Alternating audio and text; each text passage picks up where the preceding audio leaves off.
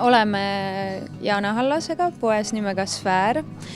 Seisame hetkel meeste osakonnas, et ma kohe teen sissejuhatuse ära, et tänase saatekese teema on siis oversized ja lisaks veel, sina andsid sellele veel lisapärli, mis on hästi moes.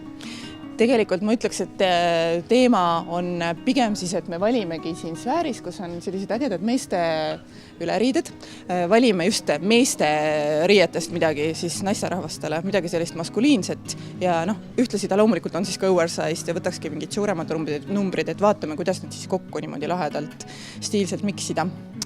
Nii, näiteks ma leidsin praegu kohe sellise oversized siis minu jaoks meeste. See on veel jumala soe nüüd sügisel kanda. Ajakohane tõesti, et siis niimoodi täpselt siia peale sobib, et kandagi niimoodi. Võib ka kanda loomulikult teksadega, nagu näiteks Meisil on praegu, me panime talle selga denim on denim, siis lukk on ju. Ja tegelikult Meisi, vaata, nagu see minule siia sobib. Meisi, palun pane see endale siia peale veel, vaata külmaks läheb. Et see ongi hästi palju denimit üksteise otsa. Ja nüüd ma tunnen, nagu ma näen välja nagu kubujuss, on ju, aga kas see on siis, miks see on lahe? Miks seda võiks kanda? Ma ei tea, millegipärast mood ja trend praegu arvab, et see on õudselt äge, aga see ongi selline tunde küsimus, et tegelikult siin on palav, eks, siin on soe põhimõtteliselt, me oleme sisetingimustel, kui õue lähed, siis ma arvan, et sa ei tunne ennast nii kubujussina, et tegelikult on see mõnus. Ma mütsiga pähe. Ja mida rohkem denimit, seda parem, mida pikemad ja suuremad käised, seda parem. Ja ongi, et siis tegelikult miksidki kokku hästi kreatiivselt, lihtsalt erinevaid denimilukke. Sellist glammi ja blingi natukene juurde veel. Blingi võib alati lisada ka nii-öelda siis tänava moes, et see on täiesti mitte keelatud, ehk siis lubatud. See on paistab olevat selline trend, mis on mujal maailmas, on kõva teema, aga Eestisse ei ole veel jõudnud. Eesti tänavapildis on teda üsna vähe näha, eks ole, et kuidas seda võiks omaks võtta järk-järgult? Et see on naljakas, tegelikult see ei ole naljakas, Eesti ongi selline natukene väiksem koht ja võib-olla siis inimesed lihtsalt ei julge ennast, ka moeinimesed nii väga välja elada või nad lihtsalt ei liigu tänavatel või ma ei oskagi seda öelda tegelikult, et miks see niimoodi on, aga me ei näe paraku tänavatel veel eriti sellist mänglevat suhtumist moodi ja trendidesse. No sina oled alati juba nagu tundub, et sa oled nagu ajast ees sammud, et kõik see, mis siia vaikselt veel jõuab, sul on juba kõik läbi proovitud ja tehtud, on ju, et võib-olla anna selline ka nõuanne, et inimene praegu vaatab seda videot, mõtleb, et see on tõesti jumala lahe, et kust võiks alustada, et kui ta läheb näiteks poodi otsima, mis võiksid olla sellised esimesed sammud, mis ta võiks teha, et selle trendiga kohaneda? Tegelikult meie sellised kiirmoeketid ka ju pakuvad üsna kiiresti, tulevad järgi nendele trendidele, tegelikult leiab küll, kui oskad niimoodi õige silmaga vaadata. Ja alati tasub ju, praegu on võimalus ju otsida Facebookist, Instagramist, ma ei tea, guugeldada kuskilt. See on hästi kättesaadav tegelikult kõigile, kes oskab vaadata ja tähele panna ja keda huvitab selline teema. No ma tahtsin rääkida sellest ühest detailist ka, mida ma märkasin, et sa panid mulle selga poiste või meeste tagi, on ju, et ta hoiab mul täpselt siin tagumiku peal, ta ei ole üle selle ja natukene siin kortsus, on ju, et muidu ju naistekad tehakse ikkagi selle keha kuju järgi, eks ole, et see on ka selline huvitav nüanss, mida nagu ei oskaks ise kohe mõeldagi, et panna niimoodi tagi selga. Ja selle tagi isegi tegelikult ideaalis võiks panna täiesti pükste sisse, aga loomulikult siis on niisugune tunnetuse küsimus ka ja tuleb loomulikult peeglisse vaadata, et liiga üle võlli ei läheks või Aga võimalused on täiesti lõputud. No vaatame siis edasi, et äkki on sul mõni soovitus veel, kuidas seda kanda? Veel leiame.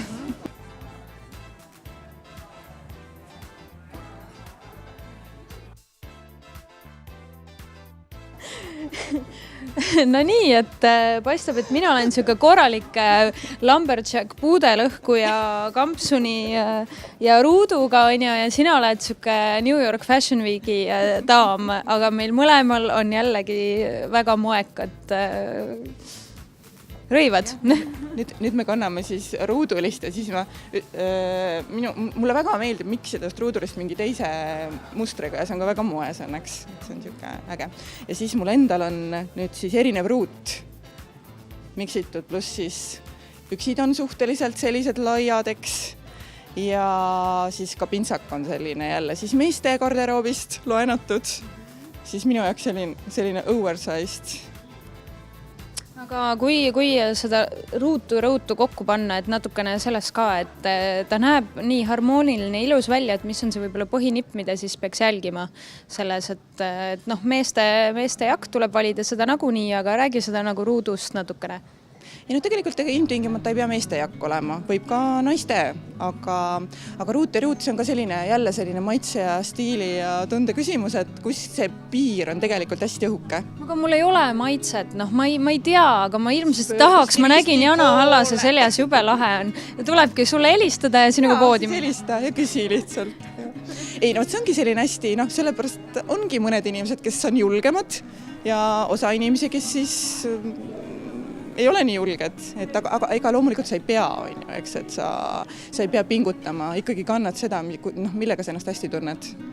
No ja minu seljas on tegelikult see komplekt on hästi soe, et selline kihiline, mul on siin bluus korralik soe kampsun ja see peal, et selles mõttes väga hea nipp jälle, et sulle ei hakka kunagi külm ka tänaval niimoodi ringi käies. Aga see ongi praegusel ajal just hästi kohane riietus, et ma natukene mõtlesin selle peale ka. Ja okei, et sa ütled, see ongi natuke nagu selline maalähedane, samas on see väga trendikas. Kui sa selle välja kannad ise ennast hästi tunned, siis on kõik väga hästi, aga aktsendiks me siis panime sulle sellised läikivad saapakesed, et see lisab natuke sellist glamuuri, maalähedust vähemaks. Jah, et kontrastid mängivad tegelikult, et sa soovitad nendele rõhuda ka, eks ole? Kontrastid on alati hästi põnevad ja tegelikult ütleme, et minu meelest on see ka lahe, et tänaval ehmatada kedagi. Aga millal on see piir ületatud? Oversized või meeste moe kandmise piir, et kas see on võimalik üldse? Kindlasti on võimalik, et kindlasti võib ka üle võlli või liiga kaugele sellega, aga nagu ma ka ütlesin juba, et see ongi väga selline õhuke jää ja väga raske on selles mõttes kindlaid reegleid paika panna. Aga võib-olla natuke ka julgustada, et miks kanda, et me teame, et see trend on moes, eks ole, aga loomulikult see ei ole ju mingi põhjus, et kohe kõik peavad ka kandma seda, aga miks sa soovitaks seda ikkagi, et vaadata oma boyfriend'i kappi või oma mehe kappi? Ma tegelikult ei soovitagi, see ongi täiesti iga inimese vaba tahe. Ärge tehke seda, mida meie teeme kodus järgi. Ärge kodus seda järgi proovige, ärge võtke oma mehega boyfriend'i kapist mitte midagi, kui te täpselt niimoodi ei tunne, et te tahaksite ja peaksite seda tegema. Aga mina olen seda tegelikult pidevalt teinud ja läbi aastate ikka piilunud ka meeste osakondadesse, et see on väga põnev on lihtsalt minu jaoks. See on jälle midagi sellist uut ja huvitavat ja selline mängumaa, põnev mängumaa. Et see on ka võib-olla üks selline tarbija vihje nii-öelda, et kui sa tahaksid midagi uut, sul on igav sinu enda riietes, sul võib-olla ei ole raha minna poodi osta mingi räme uus garderoob, et on võimalik ka odavamalt seda teha, et tõesti vaadatagi, mis seal meeste kapis on ja tegelikult sa käid juba viimase moe järgi, kui sellele mõelda, eks ole. See on jah selline hästi loominguline lähenemine, võiks öelda, ja tõesti, et igas mõttes säästlik. Minul näiteks isiklikult ei meeldi, kui mul on kapis liiga palju riideid. Ma lähen närviliseks siis. No võtta. Väga hea. Kas sul on mõni näpunäide veel tänaseks? Räägime äkki mantlitest, sest ma tean, et sul endal on hästi kihvt liin. Kohe jõuame nendeni, aga ma tahan veel seda ka öelda, et loomulikult alati sellise ruudulise pintsakuga sobib siis seesama denim look väga hästi kokku, et minule ka siia, praegu näiteks rebitud teksad, mis iganes. Et see on selline lõputu mängumaa, et me saame hästi palju miksida ja hästi palju vahetada neid elemente, et see on kohutavalt põnev tegelikult. Aga kui rääkida oversize'ist, siis tegelikult need lohvakad räpipüksid ja räpiteksad, et need ikkagi enam ei ole teema, et need jäävad juba sinna kaugele, et sul on püksid ripuvad ja kus see argivahe on siin või kus see nüüd? See on jah hoopis midagi muud tegelikult. Võt see ongi see tunnetuse küsimuseks, et kust see piir läheb, on ju, et ütleme, et 90-ndad, aga mitte kõik siis ütleme sealt, nad on ikkagi natukene stiliseeritud ja siis ütleme, just stilistika on siiski natukene erinev, kui oli päris 90-ndatel, lihtsalt on mingid elemendid, mingid esemed, mingid lõiked. Näiteks see, et on jälle moes need, kuidas me nimetame neid mommis jeans, ma olen näinud, eks. Mulle need eriti ei meeldi, aga nad on kõrge värvliga põhimõtteliselt. ja kotitavad igalt poolt ja on välja veninud veits kuidagi. Jah, jätavad sellise natukene sellise odava, isegi robustse mulje. Aga jällegi, kui nad kanda niimoodi ägedalt ja stiilselt välja ja ise uskuda sellesse, siis miks mitte?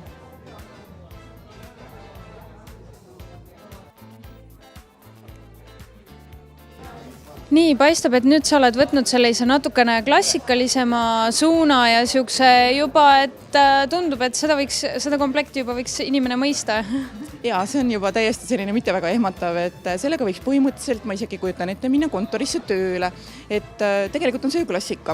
Mingid väikesed sellised jälle natukene nihkeseks, püksid võib-olla mitte päris klassikalise lõikega, et siis meestepükstest inspireeritud roosa, ma ei tea, kas roosa on väga šokeeriv, roosa on ka väga moes praegu, siis see võrksukk, mis annab sellise laheda aktsendi.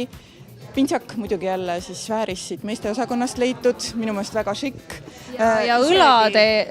Ta on isegi võiks öelda, et nagu liiga paras, et ta võiks olla natukene veel rohkem suurem, et võib-olla see praegune mood küsiks natukene suuremat, et kui me tahame minna, ütleme niimoodi, et ütleme, et see oleks selline väga moodne street style, tänavamood, aga põhimõtteliselt on täiesti paigas.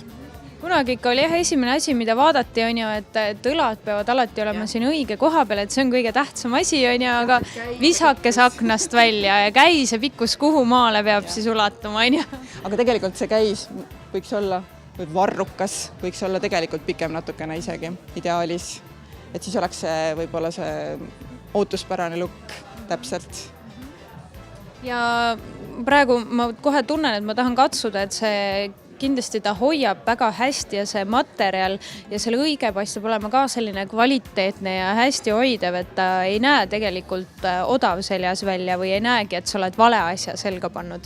Sellesse võti ongi, et tegelikult need ongi väga kvaliteetsed asjad siin ja kvaliteet istubki alati hästi, hea lõige, hea materjal, et selles on asja võti, et see on tõesti väga šikk ja väga äge.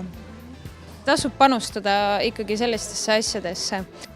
Nii, jõudsime oversized mantlini ja see on nüüd sinu enda looming, näeb jõle šef välja su seljas, et räägi selle võludest pikemalt. See on siis nüüd see mantel, naiste mantel. See on minu mantel, see on selles mõttes naiste mantel. Ma alustasin lastemantlite disainimisega, aga see tegelikult võikski öelda, et tegelikult naised hästi palju küsisid, kui ma lastemantlitega väljas olin kuskil, et kas on ka naiste mantlid. Ja kuna nad olid lastemantlid, oversize mantlid, ehk siis nägid välja natukene suuremad, siis naised ajasid neid selga enda. See oli hästi lõbus. No ja siis ma katsetasin ja nüüd siin Sfääris on nad siis mul teist hooaega müügil. Et selline hall ja taskud on siin, mis on praktiline. Siin on lihtsalt sellised iluklapid, siis veel üks tasku siin. Ja täisvillane, kõigele mõeldud, kvaliteedile. Ja soe ja isegi kampsun mahub sinna alla, et kui ikkagi peaks vaja olema, et läheb veel käredamaks silma. Ei, tegelikult ongi et siia mahub nii kampsun, kui ka võib lihtsalt T-särgi peale visata. Ja praegu mul ongi tegelikult minu jaoks väga selline, ütleme, klassikaline, hästi rahulik lukk. Et ei ole midagi väga detailidega üle pakutud ega väga nii-öelda šokeeritud kedagi, ma loodan.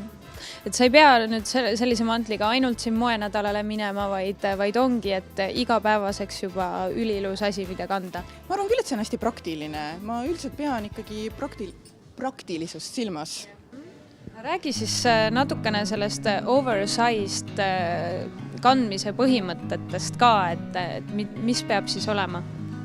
No eeldatavalt võiks olla siis suhteliselt selline, kuidas öelda, kõhnale inimesele sobib tegelikult ja saledale inimesele sobib see loomulikult rohkem selline mudel.